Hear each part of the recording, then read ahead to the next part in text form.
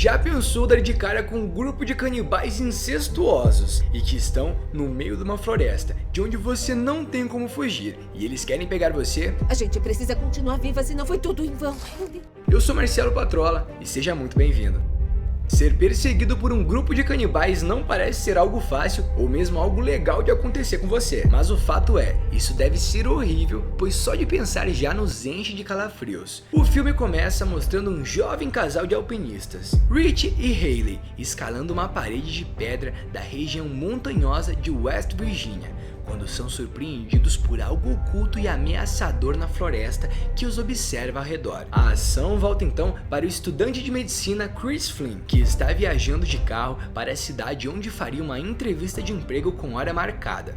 Porém, um acidente na estrada atrapalha seus planos e ele decide ir até o obscuro posto de gasolina, numa estrada secundária à procura de um telefone. Chegando lá, Chris é muito maltratado por um homem velho que estava dentro do posto, o que a princípio ele não liga, ele meio que ignora, mas já percebe que é um pouco estranho. Lá dentro ele encontra um mapa, onde aparece uma rota alternativa para que ele pudesse chegar ao seu destino.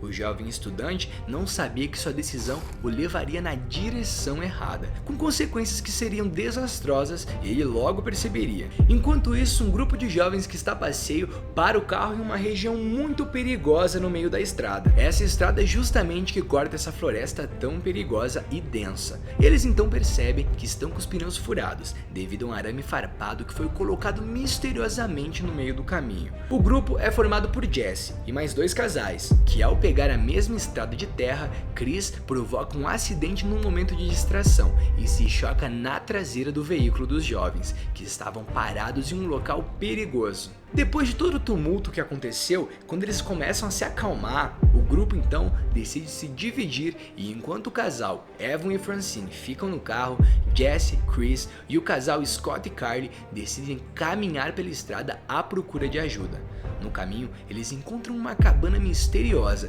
e isolada no meio do mato, repleto de armas de caça e restos de carne para todos os lados, revelando ser na verdade a moradia de uma família de canibais deformados através de relações incestuosas. Eles que são conhecidos pelos bizarros nomes de 3 dedos, dente de serra e um olho. Seres tão lindos que muito provavelmente fariam sucesso no Tinder da floresta. A partir daí, se inicia uma corrida desesperada dos jovens tentando salvar as suas vidas, fugindo da fúria implacável das criaturas deformadas e que querem aumentar seu estoque de carne humana nas geladeiras. Pânico na Floresta apresenta uma série de furos e situações um tanto quanto estranhas durante a história, e situações que fogem da realidade e que inevitavelmente podem não passar despercebidas. A maior incoerência que a gente já começa a ver é o fato dos canibais atuarem nessa região da estrada já faz muitos anos. A clareira próxima à cabana e que pertence às vítimas que invadiram suas terras gera muito incômodo, pois não desperta a atenção da polícia para uma investigação mais detalhada, justamente pelo fato que podemos perceber inúmeros carros abandonados em volta dela. Não faltam diálogos idiotas entre os jovens namorados e os personagens, condenando-lhes então apenas a serem vítimas descartáveis da fúria dos canibais. Aliás, as conversas banais sobre sexo e drogas fazem justamente o efeito contrário na gente, justamente porque nos incita a torcer para que os autores das frases inúteis morram logo e dolorosamente, além dos manjados sustos fáceis como já sabemos. Uma sequência em especial que exemplifica muito bem o fato dessa tentativa de tornar a história mais real é quando o grupo de 3 jovens que está isolados no alto de uma torre de vigia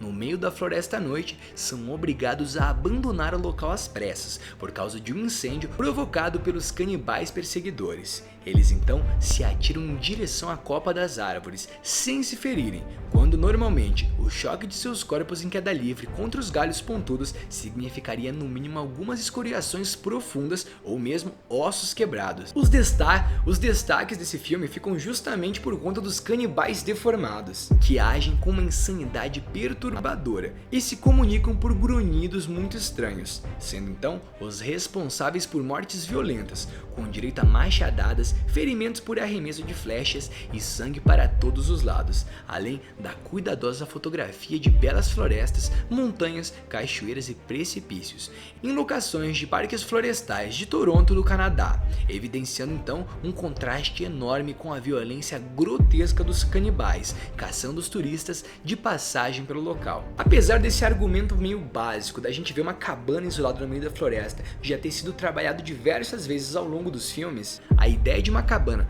no meio da floresta, abrigando criaturas deformadas e famintas por carne humana, perseguindo e mutilando cruelmente quem aparece em seus domínios, sempre despertará a atenção e o interesse especial no espectador, uma vez que, imaginando-se na situação parecida, sendo vítima da violência furiosa dos canibais e fugindo desesperadamente por sua vida em uma floresta que você não conhece, gera medo até nos mais corajosos. Pânico na Floresta também encontra um desfecho interessante a esse ponto, quando apresenta um primeiro final óbvio e comum, daqueles que são totalmente previsíveis e esperados. Justamente aqui a gente não vai contar pra vocês para não estragar a experiência, mas alguns letreiros depois dos créditos, para logo depois podemos ver um final definitivo e bem mais trágico e violento, abrindo então a possibilidade de uma sequência, e concluindo assim o filme numa forma perturbadora e de fato muito estranha. Como derrotar? Derrotar canibais dentro de uma floresta que você não conhece, a princípio parece uma tarefa impossível, e de fato ela é. Quando as vítimas saem do carro, a gente analisa já o primeiro erro deles. Afinal, não seria nada inteligente tentar sair dentro de uma floresta que você não conhece. O primeiro encontro com os canibais deformados, apesar dele ser aterrorizante, ele já nos revela muita coisa. Podemos ver algumas coisas que podem ser usadas a nosso favor. Como vimos, as relações incestuosas por si só nos remetem a problemas genéticos devido à má formação e essas misturas consanguíneas causadas por uma relação entre irmãos ou mesmo parentes muito próximos. Pensando nisso, o nosso modus operandi seria usar suas deformidades contra eles, já que eles são adaptados dentro das florestas e por isso eles têm as vantagens geográficas a seu favor, e nós temos as vantagens físicas, já que temos todos os dedos, o que não é o caso dos 3 dedos, e temos 2 olhos, o que não é o caso do ciclope da floresta. Com base nisso, a primeira coisa que faríamos seria orquestrar um ataque conjunto, utilizando todos os sobreviventes contra os canibais. A gente precisa continuar viva, senão foi tudo em vão. Já que os que estão ali, apesar de não serem assassinos, são jovens e têm uma grande força, conseguiriam derrotar com algumas armas rústicas os terríveis canibais de Pânico na Floresta. E assim pensar 2 vezes, antes de entrar numa estrada desabitada e principalmente sair do carro depois do carro parar no meio do nada. E eu vou ficando por aqui, e até a próxima! A gente precisa continuar viva, senão foi tudo em vão, entendeu? A gente tá junto nesse barco. Todo mundo já deve ter visto ou pelo menos ouvido falar do filme A Bruxa de Blair, que é um longa de terror e que fez muito sucesso no início dos anos 90. No outono ou no inverno